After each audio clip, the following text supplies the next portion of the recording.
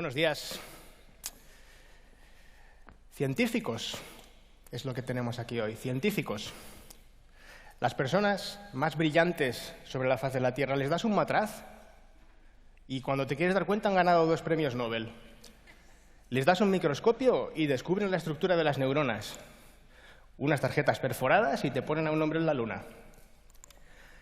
Una pizarra y una tiza y revolucionan el mundo moderno. Sin embargo, hay una herramienta que la ciencia no ha conseguido dominar todavía: el PowerPoint.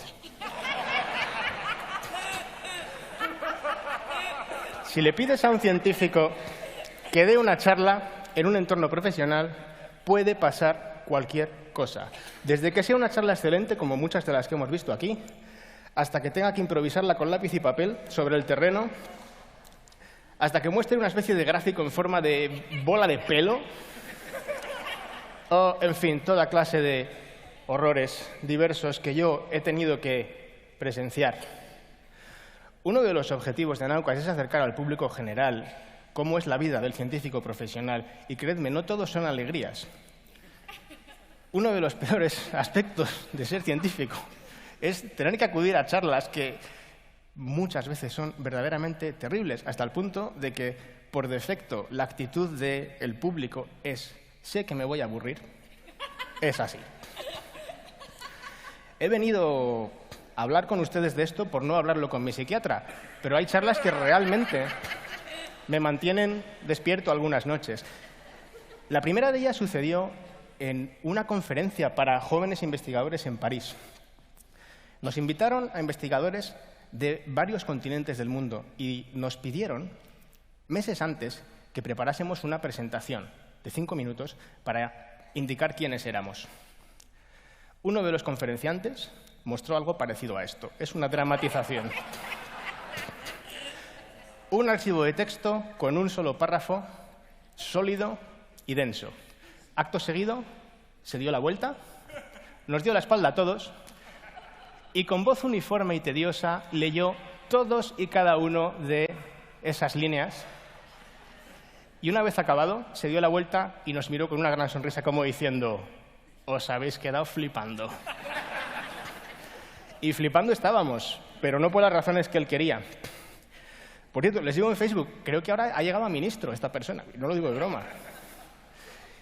Bien, por favor, hay que poner un poquito de mimo en el diseño de las charlas, pero también hay que tener cuidado con no pasarse de frenada, como sucede con esta desconcertante charla diapositiva con esas cabezas flotantes.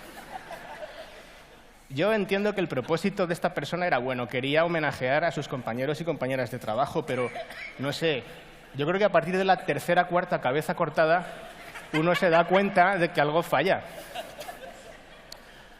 Sin embargo, desde luego la charla fue memorable. Estamos hablando de ella aquí en una pantalla gigante, o sea que ni tan mal. Otro fenómeno paranormal al que asistí en una charla fue esta. Recuerdo esa presentación en una conferencia de matemáticas, en la que, tras cada diapositiva, el área útil de la pantalla se reducía a la mitad. Exactamente así. Aunque era algo accidental, al orador le pareció divertidísimo. La última diapositiva, sin embargo, tenía tamaño normal, pero letra azul sobre fondo negro. Y esto al orador le pareció inaceptable. Se enfadó muchísimo. Voy a quitaros esto de ahí para que no os hagáis daño en los ojos. Y para ya redondear la jugada, allí sobre el escenario culpó a su becario de haber hecho mal las diapositivas en un alarde de elegancia. ¿Qué podemos aprender de esto? No tengo la más remota idea. Ahora bien, tengo malas noticias. Yo no he venido aquí a cachondearme de las charlas de otros, solamente, al menos. Quiero resaltar que aquí hay un fenómeno realmente extraño. Fíjense, estamos hablando de personas inteligentes, personas capaces de hacer investigación puntera, personas con las que si te vas a tomar un café o a comer, te van a contar una historia interesante y, sin embargo, se ponen la bata de científico y se acabó. ¿Por qué será esto? Hay quien sostiene que es que las charlas científicas están dirigidas a un público muy especializado y que si te aburres, que si no las sigues, es que no sabes lo suficiente. Vamos, que si te aburres es que eres tonto. ¿Será verdad esto? Voy a ponerles un ejemplo de otra charla ochentera, por cierto. Unos ingenieros en los años 80 estaban trabajando como asesores externos para la NASA. Y resulta que descubren que las noches anteriores al lanzamiento las temperaturas habían sido inusualmente frías en Florida, que es un lugar cálido por lo general. Y recomendaron encarecidamente a la NASA que pospusieran el lanzamiento que iba a producirse al día siguiente. Y lo hicieron con unas diapositivas como estas. No son muy bonitas, pero la verdaderamente criminal era esta de aquí. La información clave estaba escondida ahí, pero es que está literalmente escondida. Al día siguiente, la NASA decidió lanzar de todos modos, y como muchos de ustedes habrán imaginado, estoy hablando del desastre del Challenger en 1986, que acabó con la vida de todos sus tripulantes. Sería injusto culpar a la charla únicamente de lo que sucedió, pero fue sin duda uno de los ingredientes fundamentales en este desastre. Pero no es esto de lo que quiero hablar.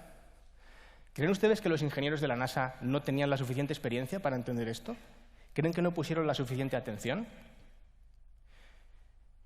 Los datos, por sí solos, no suelen bastar. Esto es una cosa que a los científicos nos cuesta mucho aceptar. Los estudiantes de letras, de los que, por ejemplo, nos cachondeamos demasiado e injustamente, esto lo saben muy bien. Y los de marketing, ni te cuento. Es necesario poner mimo en la narración y en lo que se resalta parte de una historia, porque si no, la información no llega donde tiene que llegar. Otra pregunta es ¿por qué? ¿Por qué sucede esto? Y mi hipótesis es que los científicos pasamos demasiado tiempo escribiendo para publicaciones científicas profesionales, para los llamados papers. En un paper, el lenguaje que se utiliza tiene que ser extremadamente riguroso, con sus ecuaciones, sus citas, sus notas al pie, que es una manera de hablar que nadie en su sano juicio utilizaría en una conversación normal y corriente. Esto alcanza su máximo exponente en lo que yo llamo el fenómeno del profesor feroz. ¿Quién teme al profesor feroz? Permítanme que les explique. Imaginas que estamos en una conferencia. No debería costaros mucho porque es lo que estamos haciendo. Hay una persona hablando y unas personas escuchando. Si entre ustedes hubiese un profesor feroz, seguramente estaría empezando a enfadarse ahora mismo. Aún recuerdo el primer profesor feroz que conocí. Era un ejemplar magnífico, enorme.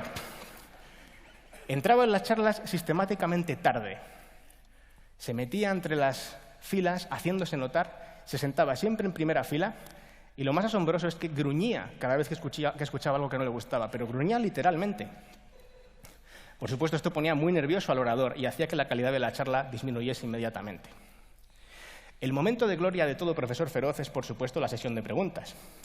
Un profesor feroz siempre tiene una pregunta, o más bien un comentario. Es un error enorme darles cancha. Y peor todavía, es un error enorme diseñar tus diapositivas a prueba de profesores feroces, intentando ser tan correcto que nadie pueda criticarlas. ¿Por qué? Porque no vamos a conseguir satisfacer al profesor feroz y vamos a conseguir perder al resto del público, que no va a gruñir, seguramente, pero no se va a ir contento. Y es una pena, ¿no creen? ¿Tengo alguna propuesta constructiva, aparte de venir aquí a quejarme? Creo que sí. Quiero llamar su atención sobre un hecho evidente, y es que estamos en un teatro. Un teatro es un lugar al que se viene a contar historias. En este caso, historias de ciencia. Y no creo que a ninguno de ustedes les resulte extraño que hayamos escogido este lugar. Todos y cada uno de nosotros somos narradores de historias y, sobre todo, consumidores de historias. Nuestro cerebro está cableado para consumir historias. Nuestro cerebro está cableado para muchas cosas, por ejemplo, para entender gráficos también. Somos animales muy visuales y los gráficos no tienen ningún problema. Aparecen en ciencia, nadie considera que sean menos válidos que otra cosa. Sin embargo, la narración y el storytelling tienen muy mala prensa dentro de la ciencia. Yo sostengo que hay lugares dentro de la ciencia en los que las narraciones vienen perfectamente a cuento. Seguramente no en un paper, pero en las charlas científicas sí. Sé que nos siguen muchos estudiantes y quisiera animarles a que, si en el futuro tienen que hacer una charla científica, no tengan miedo de ser creativos, que intenten convertirla en un evento social, en un evento comprensible, en un evento divertido incluso, si procede. Y sé que hay quien piensa que esto desluce a la ciencia. Bien, para ello tengo esta frase, que es una de mis favoritas. Divertido no es lo contrario de serio. Divertido es lo contrario de aburrido. Y de nada más. Con esto y para que vean que soy un profesional, les dejo unas cuantas cabezas flotantes y muchas gracias por su atención.